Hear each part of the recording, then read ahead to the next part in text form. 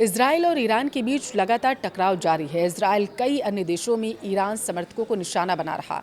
अब दावा ये किया जा रहा है कि इजराइल ने लेबनान में सफ़ेद फास्फोरस के गोले दागे और 100 के आसपास उसने मिसाइल भी गिराई। लेबनान पर क्यों इजराइल की नज़र पड़ी है? सफ़ेद फास्फोरस क्यों है इतना खतरनाक? अब तक का सबसे खतरनाक हथियार आखिर इसे क्यों विशेषज्ञ मान रहे हैं? वीडियो के लास्ट तक बने रहिए, विस्तार से आपको बताएंगे। नमस्कार, आपके साथ मैं पल्लवी रविंदर सिंह। देखिए, मिडिल ईस्ट में अमेरिका और इजराइल बनाम ईरान का युद्ध कई देशों तक अब फैलने लगा है। इजराइल उन संगठनों को निशाना बना रहा है जो ईरान का साथ देते हैं। इसी कड़ी में एक खबर ये आई कि दुनिया भर की ह्यूमन राइट्स संगठनों ने एक रिपोर्ट जारी की है जो लोगों को चौंका रही है। यह खबर इजराइल और लेबनान से दरअसल जुड़ी हुई है। रिपोर्ट में दावा किया गया कि इजराइल ने लेबनान में सफ़ेद फास्फोरस के गोले दाग दिए। International human rights organisation human rights watch ने आरोप लगाया है कि इजरायली सेना ने दक्षिणी लेबनान के एक गांव पर वाइट फास्फोरस से भरे गोले दाग दिए। HRW का कहना है कि रिहायशी इलाकों में ऐसे हथियारों का इस्तेमाल अंतर्राष्ट्रीय मानवीय कानून का उल्लंघन हो सकता है। इस आरोप ने एक बार फिर से इस खतरनाक केमिकल हथियार को लेकर एक बहस छेड़ दी है पूरे विश्व में। HRW की रिपोर्ट के अनुसार जांच के दौरान 7 तस्वीरों को सत्यापित भी किया गया। इन तस्वीरों से संकेत मिलता है कि इजरायली तोपखाने ने दक्षिणी लेबनान के योहमोर गांव के रिहायशी इलाकों की ओर वाइट फास्फोरस वाले जो गोले थे वो दागे थे। रिपोर्ट में यह बताया गया कि यह हमला उस चेतावनी के कुछ ही घंटे बाद हुआ जिसमें इजरायली सेना ने दक्षिणी लेबनान के कई गांवों के लोगों से इलाका खाली करने के लिए कहा था।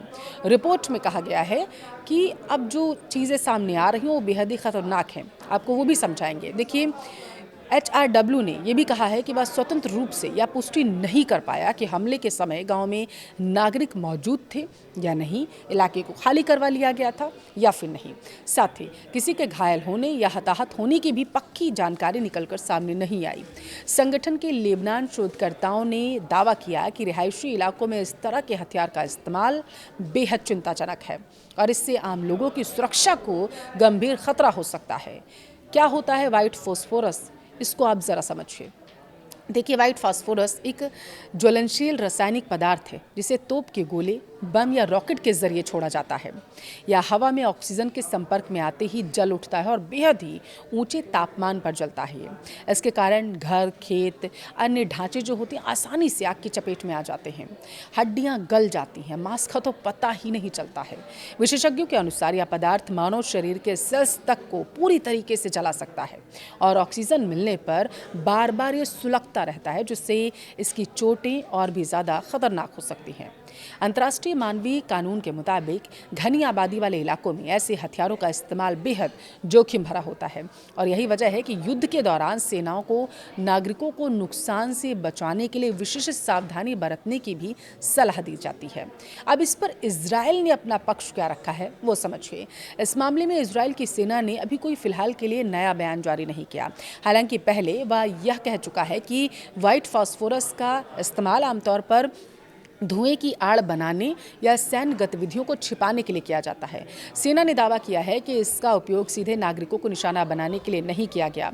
इससे पहले एमनेस्टी इंटरनेशनल समेत कई ह्यूमन राइट्स ऑर्गेनाइजेशन ने भी आरोप लगाया था कि इजराइल ने हिजबुल्लाह के साथ पिछली लड़ाई के दौरान ऐसे हथियारों का इस्तेमाल किया था।